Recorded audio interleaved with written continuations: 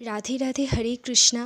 এই বছর স্নানযাত্রা সারা বিশ্বে পালিত হবে 11ই জুন 2025 এবং প্রত্যেকে এই স্নানযাত্রা উৎসবে অংশগ্রহণ করুন। যারা শ্রীক্ষেত্র পুরীধামের কাছাকাছি থাকেন তারা অবশ্যই সেখানে গিয়ে অংশগ্রহণ করতে পারেন, অথবা যারা দূরে থাকেন তারা কাছাকাছি ইস্কন মন্দিরে, যেখানে জগন্নাথের শ্রীবিগ্রহ রয়েছে, সেখানে গিয়েও স্নানযাত্রা মহোৎসবে অংশগ্রহণ করতে পারেন। এই স্নানযাত্রা উৎসব কেউ যদি শুধুমাত্র দর্শন করে তিনি পরম বৈকুণ্ঠধাম প্রাপ্ত হন।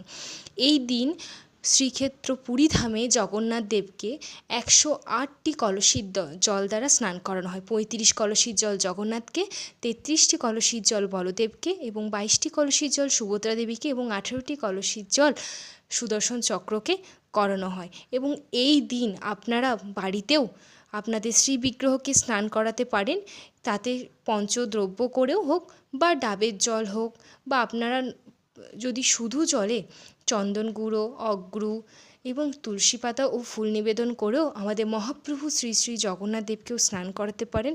এই দিন ভগবানের প্রচুর নাম জপ করুন, জগন্নাথের লীলাকথা শ্রবণ করুন এবং কৃষ্ণপ্রসাদ গ্রহণ করুন। শাস্ত্রে এরকম বলা নেই যে এই দিন উপবাস থাকতে হবে, কারণ জগন্নাথের কাছে তার ভক্তই প্রিয়। তাই অবশ্যই প্রত্যেকে 2025-এর স্নানযাত্রা মহোৎসব পালিত করুন। রাধে রাধে, হরে কৃষ্ণ।